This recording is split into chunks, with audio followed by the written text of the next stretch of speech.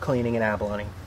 You got your abalone, your pry bar, easiest way to get it out of the shell, and you get yourself a nice fillet knife, nice and sharp, with some pretty good flexibility in it.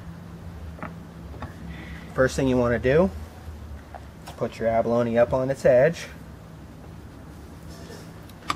and there's a layer of skin in here, and then a nice little disc that's attached to the shell. So you wedge your bar underneath the skin,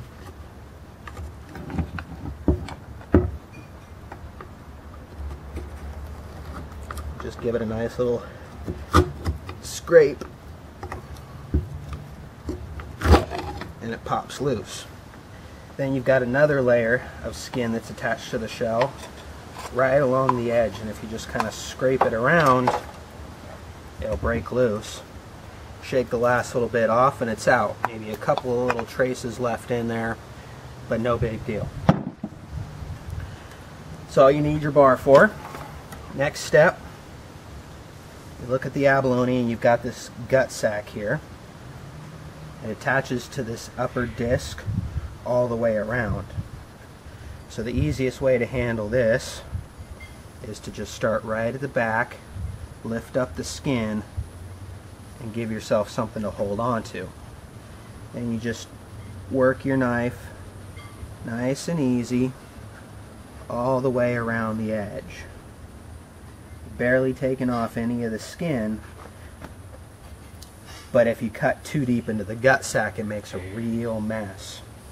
So you just want to keep going along the edge, keeping it as clean as you can.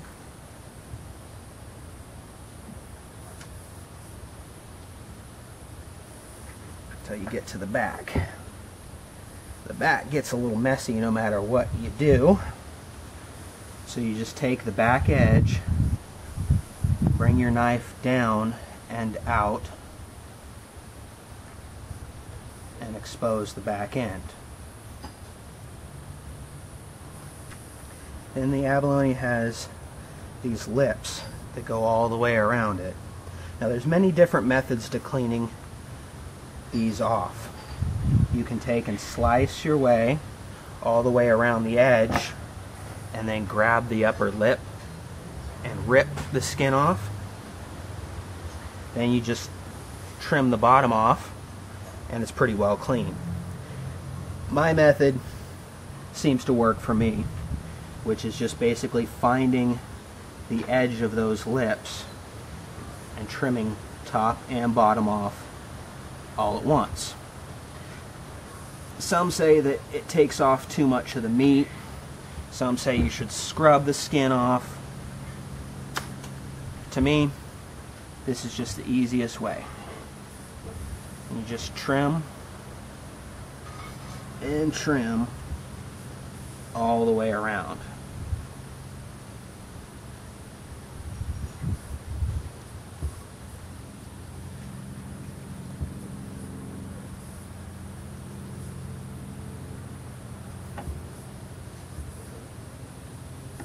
Take off any excess.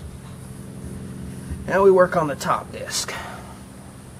This one's a little tougher because you don't want to slice your fingers off in the process, so I'll just give myself something to hold on to. Grab the edge with fingernails and just finish trimming off that top little chunk of skin as thin as you can, because you want to save as much of the meat as you possibly can. Now again, a lot of people will try to scrub this skin off. I like to trim it off personally. It's what a good fillet knife is for. You just work your way around, trimming off the skin nice and easy.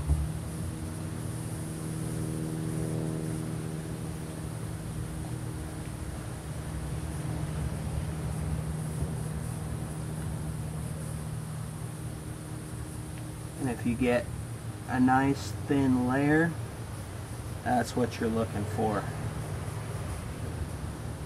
Now the front, sometimes it's easy. Sometimes it's a little more difficult, but you keep working at it to where there's little to no black stuff.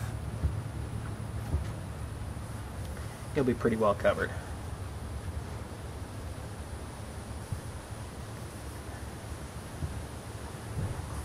It's also nice to use a little bit more of the tip of your blade for this part, just because you can work it around that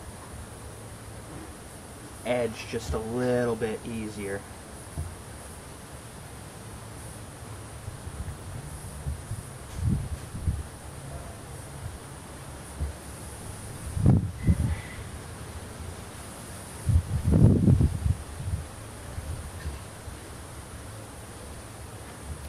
Now, the back end, there's a hole here where the abalone both eats and excretes from. And that's just a simple matter of cutting a little cone shape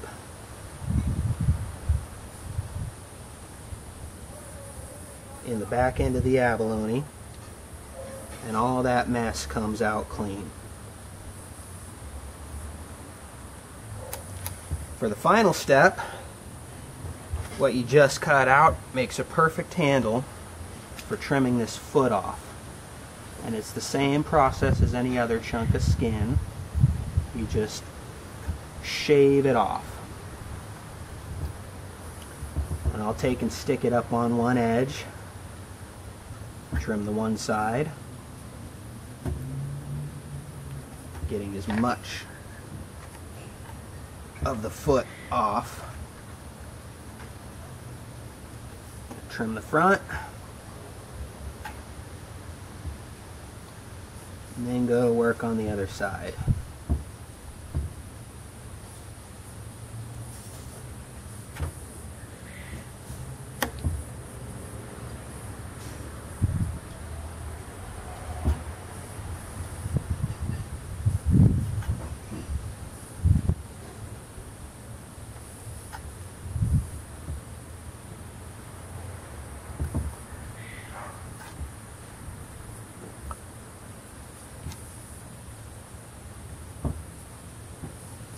Trim off any little things that you miss.